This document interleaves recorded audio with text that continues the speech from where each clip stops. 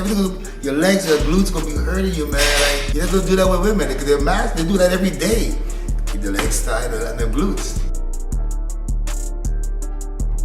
Body by Dex. We set this up because I want to get to know more about you. Yeah. More about the gym, more about the brand and what you're about, and to see basically where you came from. We're from Toronto. Yeah. We have a certain culture about us. Yeah. People that come from certain backgrounds. And you specifically as a owner and as a businessman, you had a certain mindset to get to where you need to be. And that's what I want to get into the thick of it, right? When you were younger, what motivated you, or what was your circumstances for you to get into boxing? Well, when I was younger, I was into a lot of martial arts kung fu movies. I mean, being from Grenada, born in Grenada, and we used to go to movies a lot, and watching the Jackie Chan and the Bruce Lee movies really impressed me, you know. And that's one of the reasons, one of the reasons I really was drawn to the martial arts and the combat part of the martial arts, you know. When I came to Canada,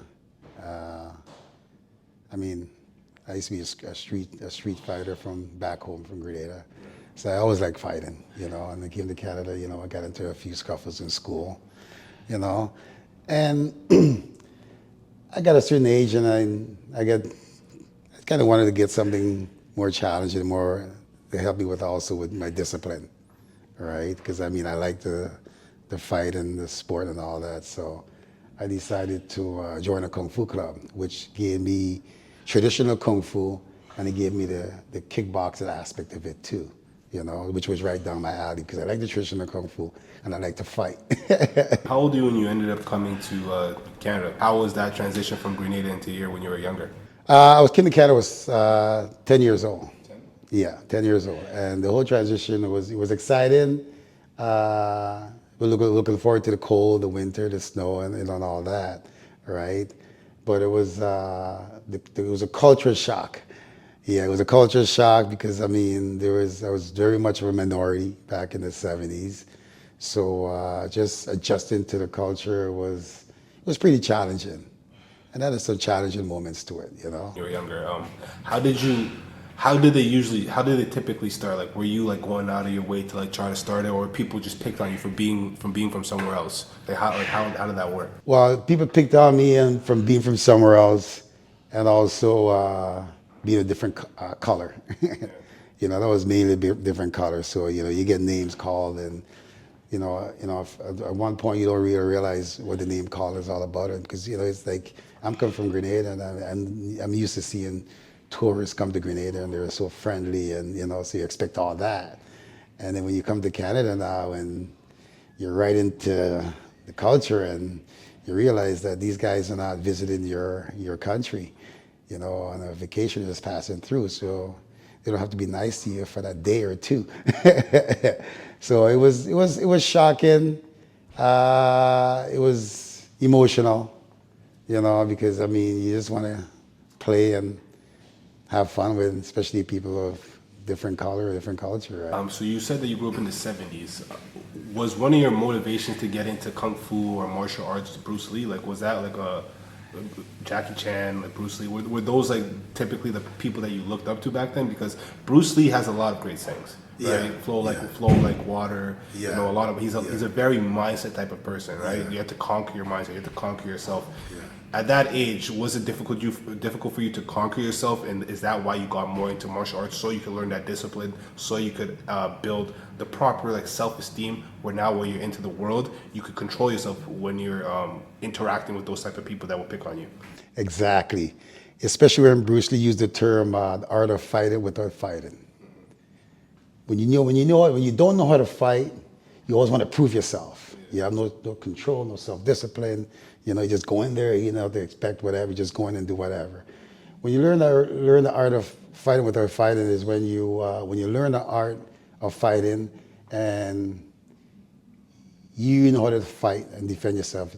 Someone that's picking on you don't know how to defend themselves, don't know how to fight.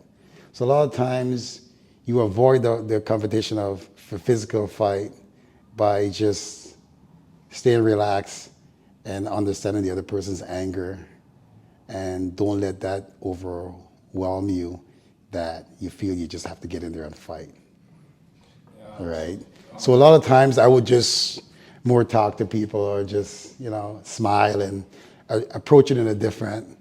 And a lot of times you don't have to fight, because you have that confidence that I could knock him out with one punch anyway. So why am I going to fight him for?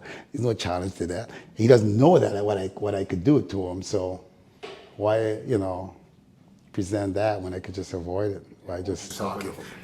And hold yourself to a certain level of like, okay, you think that you're going to dominate me, but in actuality, like, you don't know what I'm about. Exactly. You don't know the effort and the time that I put into this discipline that you think it's easy to conquer somebody, which is not easy to conquer another person, right? Being a fighter, it's such a dire thing, because when you're in the ring or when you're in the street fighting somebody, the worst part of it, the worst thing that can happen is death, right? You're getting conquered, and that's like the worst of the worst, right? But people get knocked out in fights. People get brain damage in fights. There's so many things that could happen in a fight that you, as a fighter, you know the ramifications for all of these things. So now you have the discipline to do it. That's not to say that you're not willing to fight, right? That's the last resort, right? You being that young guy with that type of energy inside of you, the discipline, how was it from transitioning from the street fighting, right, to from protecting yourself, then getting into combat sports, and then competing, and then just like traveling around to the world? I believe you said that you went to Hong Kong, went to China. How was that whole entire experience getting to Hong Kong? Yeah. The whole entire experience is like, first the self-discipline, like you said, like fighting someone in the streets and fighting someone in competition or in training. If there's someone that has the qualification, has the same athletic ability as you and everything else, fighting someone in the street doesn't have that. Sometimes the hit is not the hit, is them falling down.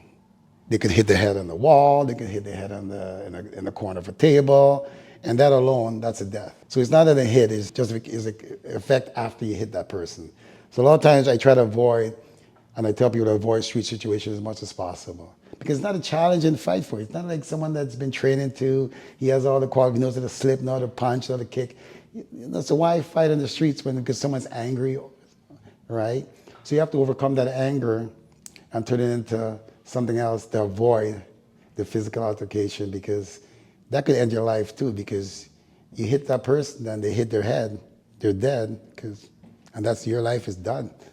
For what? That's not worth it. When you went to Hong Kong, did you go there with the idea of wanting to fight, or were you already fighting? Like fighting competitions?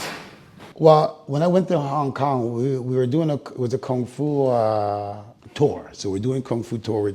We're going to different parts of China, especially the villages of the master and the elders that's part of the Kung Fu club to perform Kung Fu.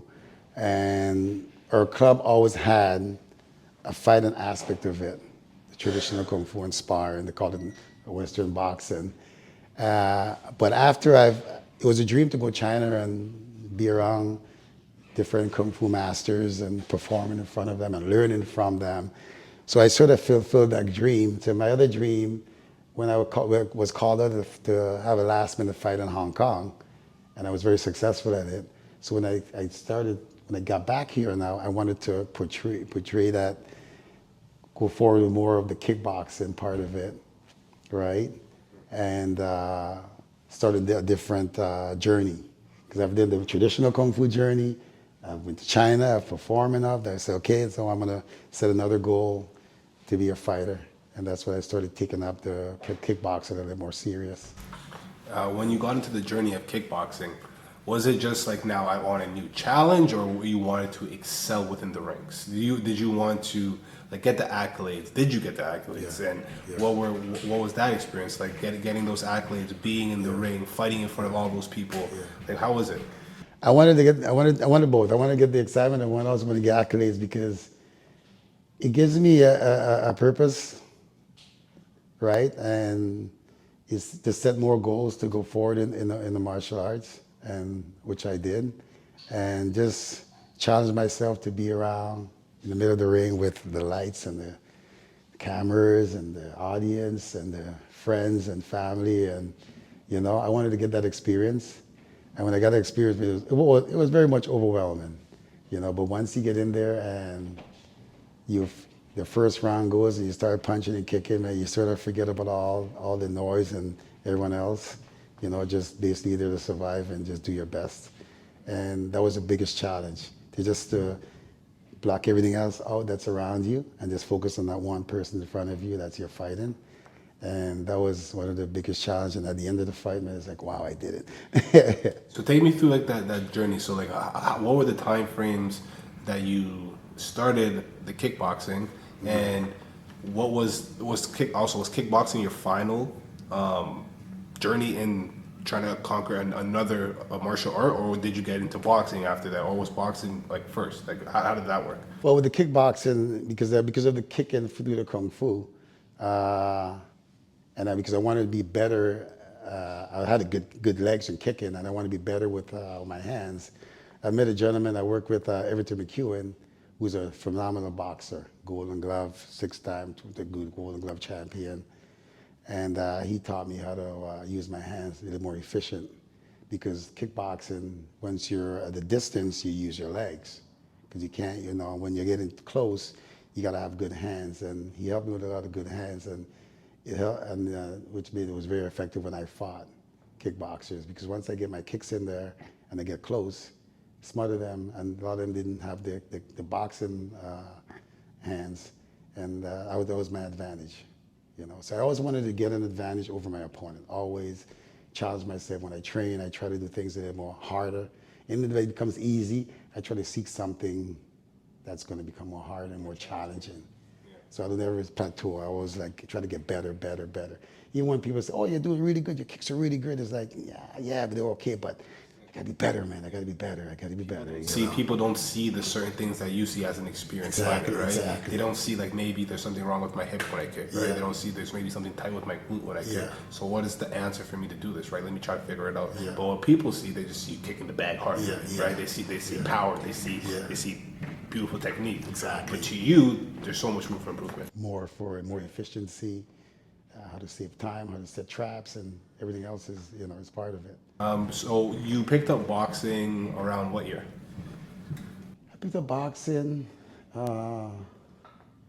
kickboxing, I would say probably around in early 90s. How did that journey look when it came to that transition, and when did it happen? Well, it happened when, because back in the days, kickboxing was very limited in Canada, and especially in Toronto and Ontario. So a lot of times you would have fights. It wasn't very often you have kickboxing fights. So now being young and living at home with mom and everything else, and had a lot of time to train. And as you get older, and there's so much delay in fights, and so you weren't fighting as often. So age kind of snuck up on me. Age snuck up on me. Had a kid at a young age, responsibility kick in, and had to start working and putting food on the table. So I kind of put the training and the fighting on the back burner for a couple of years, and until I did so many different jobs, and I wanted to do something that I really enjoyed doing.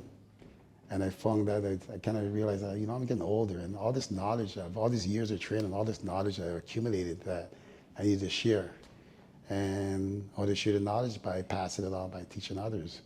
And that's why I went on that journey, and just to do something that I would love what you do and do what you love, right? What would you say is the brand that you've built for BODYBYDEX? What is something that separates you from other people, other gyms? And for the people that are watching this, are going to be seeing this, what is a message that you would like to say to them for when they see this, they could potentially maybe reach out, or what's a message that you would like to send to them? With BODYBYDEX, we care. We care a lot.